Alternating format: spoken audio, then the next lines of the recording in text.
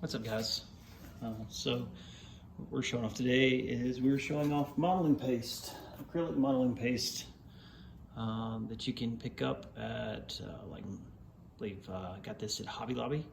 Normally it's $12.99, but they had a sale going on recently. All these products were on sale. The Master's Touch were on sale. I think I got this for $5 for this whole container. And this will go a long ways. I think so far I've done 2 helmets, and I still have this much left in there, as well as a pair of gauntlets. So yeah, goes pretty far. I'll show you the process. Today we're just gonna, I have this, essentially this gauntlet bottom that I had missized it, but figured it'd be a good example to show just applying this stuff. I have applied it with just my my fingers. It cleans up with water. It's water-based, so it's real easy to clean up. But I'm going to use this guy. It's just a piece of plastic. I cut off a battery like bubble pack, and I chose it because it's super flexible, and this is a curved surface, so I'm thinking that it might be better to conform to this curve and stuff like that. So yeah, I'll probably speed this up in post, but yeah, this is what we're going to do.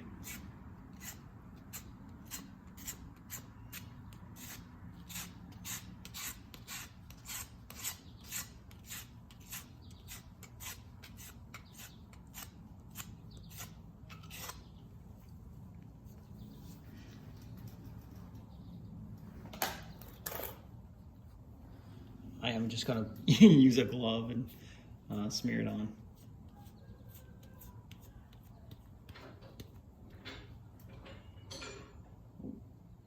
And apparently my cat got in the garage. Usually she stays inside.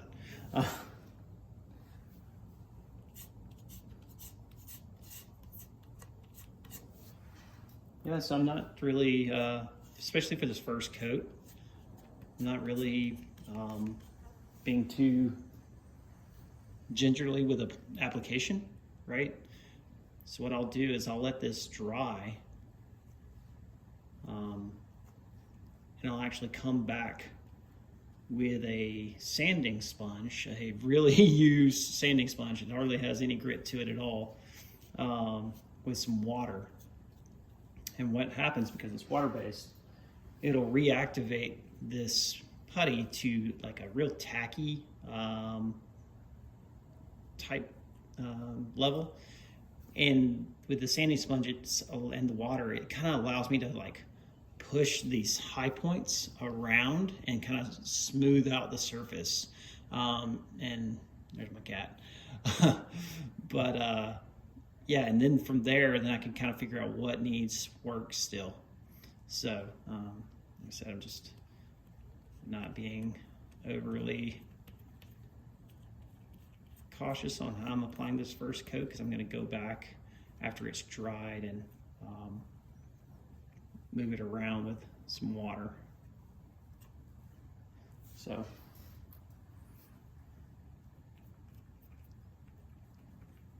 and I'm not really concerned right now with getting up into these nooks and crannies, because with the water, it will push it up into those areas.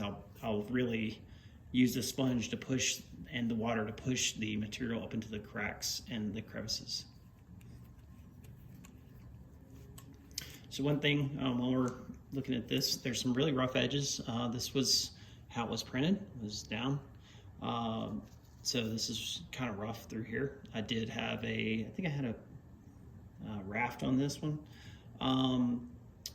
I'll actually won't sand this per se. What I'll do is, I should have already done it, but this was just a messed up piece anyways. So I'll use a chisel actually to clean up these large flat surfaces. Saves my sandpaper and just goes a heck of a lot faster. So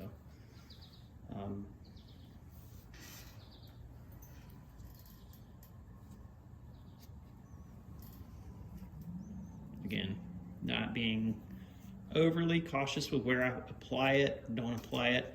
And you can see I've kind of built it up in this like right angle right there. Again, when I go back with the water, like it's probably a little bit too much right here.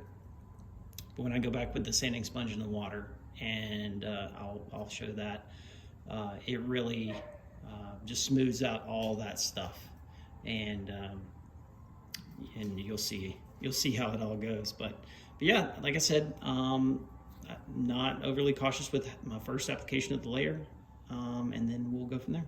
Thanks. Check back for part 2.